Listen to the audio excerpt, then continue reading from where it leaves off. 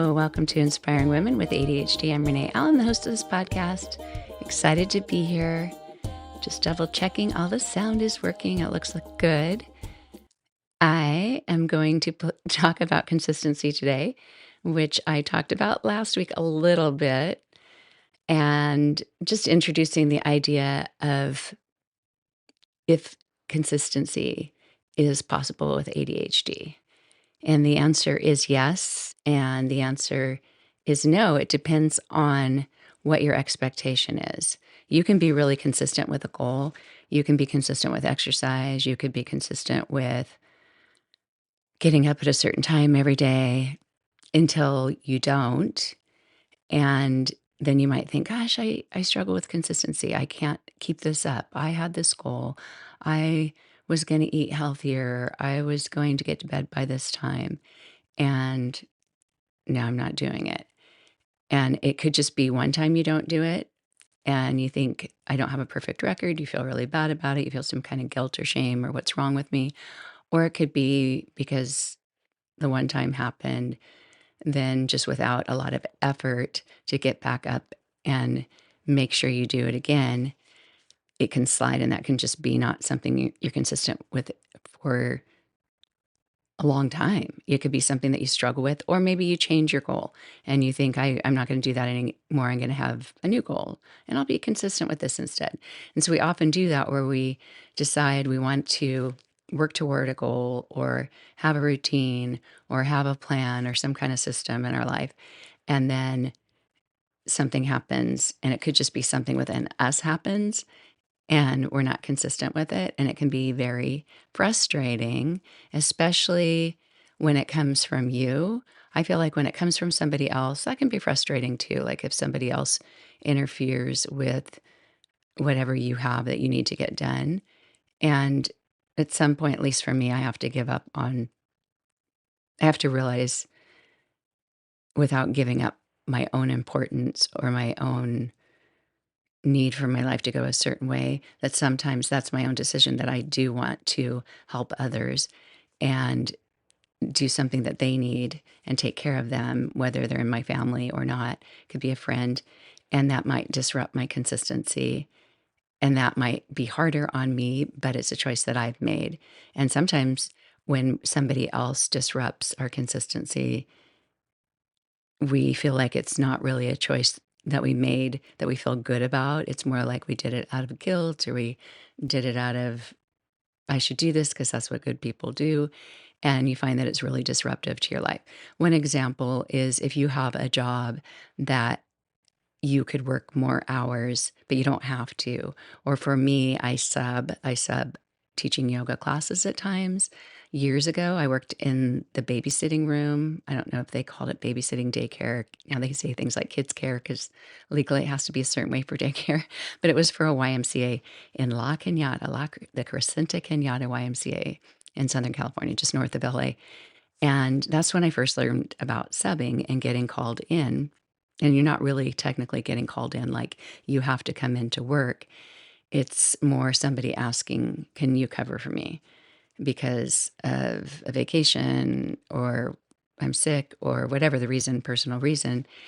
And I started learning about the people pleasing part or the feeling guilty if I didn't 100% have a reason that didn't sound valid to them. I wasn't really taking into consideration of if it felt valid to me or if it was valid to me. And being a people pleaser and loving to help people, I would say yes, I would say yes, I would say yes. And when there were times that I really needed to say no, I learned that when I gave my explanation, because I love to share, I have that part of ADHD where I love to give information that some people just might feel like I don't have to give that information, but I love to share and explain things and maybe help them see, I would really do it. Let them know that in my heart I would do it, but I can't because of this, or just even one thing. And I found that as I would explain my reason, that person could whittle it away. They could say something, "Oh, well, could you do that next week instead? Because I really need help." Or I might even just get the sense with my people pleasing nature that this, as I'm saying it out loud, that this reason doesn't sound valid if I'm weighing it against their need. And so then I just give into it. And that's when I first learned you don't need to explain. You can just say, no, sorry, I can't help. And that was back when we only had phone calls. We didn't have texting, emails, or anything like that, nothing digital. And so somebody would actually call you and you're having not a face to face, but a phone to phone conversation. And in the moment while they're asking, I didn't have that buffer time like I might with a text or an email to think, can I do this? Do I want to do this? What would be the best response? Now we do have time. And even that I had to learn over time that my people pleasing nature, I don't have to let them know immediately, although it is helpful. I know for me, finding subs for my yoga classes, when I don't hear back from people, it makes it harder because then I'm trying to figure out what to do. But if I hear back from people, sorry, that won't work. Sorry, I wish I could help. Sorry, I can't do that. That helps me see what the possibilities are. And a lot of times with subbing classes for fitness, yoga, probably school, I would imagine that teachers have subs that they personally ask instead of just putting it open to everyone possible. And that's because you might feel like some subs are a better fit for your class than another. So if I text someone individually and say, do you want to sub this class? If it takes a day to hear back from them, for a while I would think, can I write to somebody else and ask while I'm waiting? Because I've already given that person a one-on-one invitation. And sometimes they say things like, oh, if you need to sub again, let me know. I enjoyed doing that. Or they're looking for more opportunities to make money. So I'm trying to sort all that out in my mind. And what I've had to do is say things like, I'm also reaching out to Melissa. I'll let you know if I hear back from her. Sometimes I think that weakens my need to the first person. There's all this, kind of, I don't know, evaluating and trying to figure out what's the best way to find somebody to cover my class. And that as me trying to figure out if something's disrupting my consistency or what I need to do in my life, I also sort that out. Like I used to just respond right away. If I was available, I would respond right away. Sure, I could do it because I would think, yeah, I can do it. It'll disrupt my day somewhat. I'd rather not do it, but I know this person needs help. And that used to be my mode. Or when I wanted more experience teaching, I wanted more exposure as a teacher. And that filled some of my goals to be able to teach more classes and have other people get to see how I teach or maybe see what kind of class I teach. Although usually you try to teach a similar format as what the other person has, but there's just so many different styles and personalities that it's always different. And and now that my kind of my value system, if you can call it that, of how busy I want my days to be or how much I want it to be driving around, running around, that changed a lot with COVID because I used to drive here and there and everywhere and sometimes teach 5 classes a day, some of them mine, some of them subbing and just jump on any opportunity when somebody would say, I'm going to Europe. These are all the days I need. And June and July, I'd say, I can cover all the 7 a.m. ones. And, I just kind of jump in there and do it without even really seeing how it affected my system or my sleep, my ability to sleep. When I knew I had to be the one to open the yoga studio and drive 20 minutes to get there, it was more challenging than I realized. But it was also, good experience for me.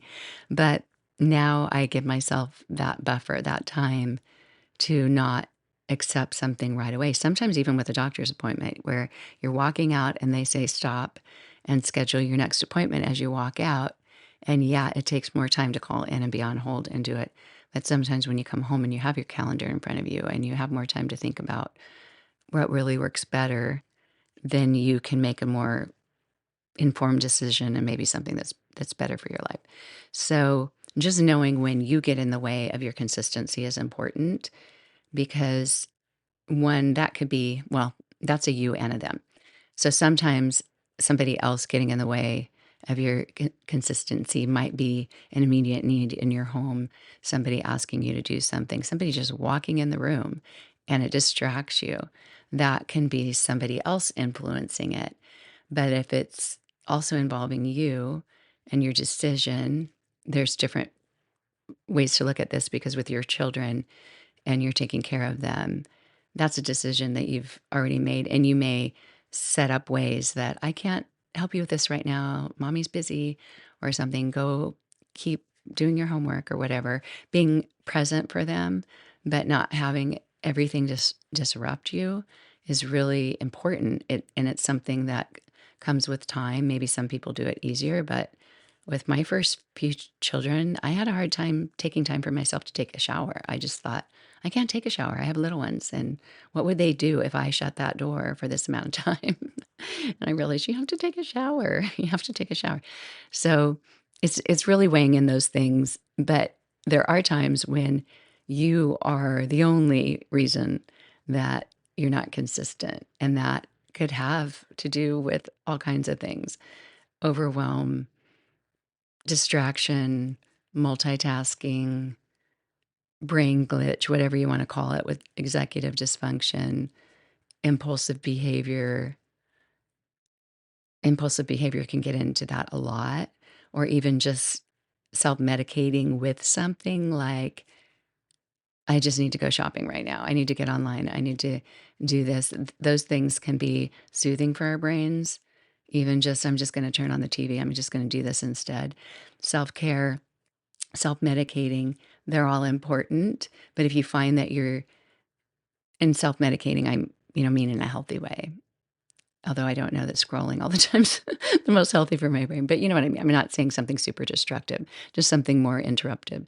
And recognizing when that happens and how that happens, and if you're too far away from your routine or what you want to be consistent with. Sometimes you can see that happening in the moment, other times with something impulsive or just not being mindful enough to have it work out. An example is if you're doing intermittent fasting and you've set up a system of, I'm going to eat at this time, I'm going to stop eating at this time. And you really have to set up ways to remember, whether it's an alarm or there's apps. I'm trying to think of the name of the app that I liked for that. I haven't done intermittent fasting in a while, but there are a few of them, and they will let you know what, your eating period has begun, your fasting period has begun, and it lets you know how consistent you are. And sometimes just forgetting something like that, you might not think you would forget, but if you are a grazer, if you are somebody who eats all day long, at the beginning, you might forget. You might walk around, grab something off the counter, be eating, and go, oh no, So you get in the way of your own consistency. So you might need to find a way to not do that again. But just knowing that even if you find a way to not do it again, it's very likely that you will do it again. And that can be super, super frustrating. I want to talk a lot more, but I wanted to get this episode out before I go teach yoga today. So this will be a shorter episode. I want to talk some more about this, but just as kind of, it's not even an intro because I gave some examples in my last episode about consistency. But, and I'll give one more example, but just knowing that it is possible, but not having the expectation that 100% is black and white. It has to happen. Consistency has, in order for that word to actually be valid, you never disrupt it. And that's not really life because life isn't perfect. So, first, not being so frustrated with yourself if it breaks. And when it does, using that experience as a learning method for yourself of, okay, what got in the way that time? What did I do because of that? And where did that take me? And just evaluate that and try to prevent that from happening again. If it's something like klutziness, if you bump into things and you have bruises and hit your head and things like that, you can set up ways in your house to not get a puncture wound on your forehead. I got that from my fireplace last year. It's not the first time I got injured by the fireplace, but the first time that I went up and actually had a cut right in the middle of my forehead. And I had to buy the little baby bumper things and put it on the edge there. And I might be the only person in the world that helps, and it might look weird on my fireplace mantle, but that's what I had to do. I've also had to move furniture. I had to change what I had in cupboards. So if I was down in that cupboard and I came up, I wouldn't hit the top of my head so hard. I had a lot of injuries the first year of living in this house. And for me, consistency with not getting injured is something that I really work on because I am so, I don't know if you call it accident prone, klutzy, clumsy. It's just mindless at times with where my body is. And I used to think it was, I just was managing where I'm going by where my eyes are. But, I've hit something, hit my eye into something before too. But yeah, it's just what's out of your scope of your eye sometimes isn't always available to your mind of the possibilities. And especially down at your feet, if you're walking around, you're not always looking at your feet. And sometimes you trip over something. So I clear my path, especially during the night. I clear my path as much as I can. So I'm not tripping over something. And I try to not have my house have furniture like tables and things like that where my walking space is more narrow. My daughter's beautiful, beautiful designer, like designs anything. And she's her actual career is in graphic design, but she can design anything. And in her home, she loves antiques. She had a house that was on the historic register, her last house, and just made it so gorgeous. But she loves to have old furniture and have it in a lot of places. So that becomes part of the room, not just for function, but for beauty. But for me, if I go around a corner and I think I would hit my hip on that, I'm not going to have that table there. I have to do it for more function for me. And I'm not as good at decorating as she is. But just planning out your life is, if you can, as you can, to prevent those things from happening, whether it's being consistent with not getting hurt or running into things or getting bruises or whatever. And for me, I continue to add to that list what I need to do to not have that happen.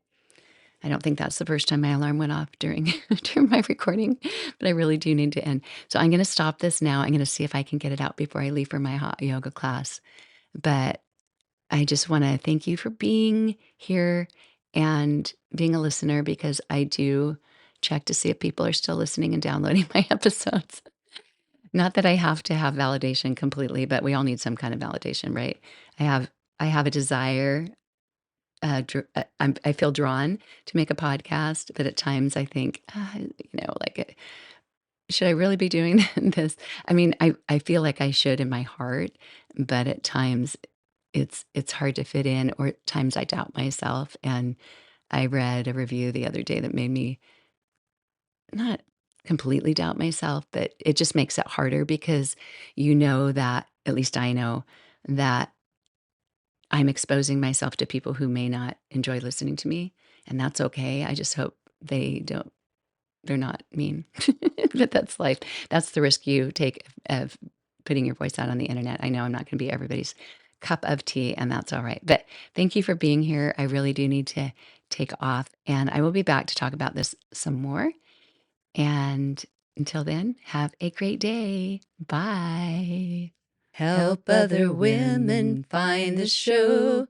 Rate, review, share with someone you know. Help other women find the show. Rate, review, share with someone you know. Help other women find my show.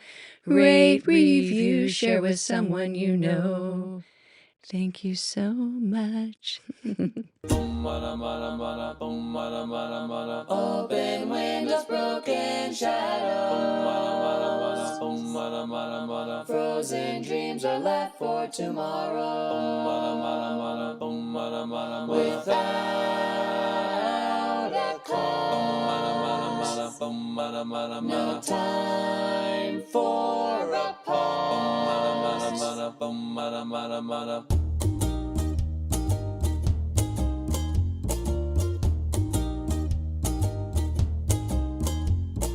Rewind, I've run out of time to sing melodies and harmonies. I'm cut short The silence of sound has yet been found, but not by me.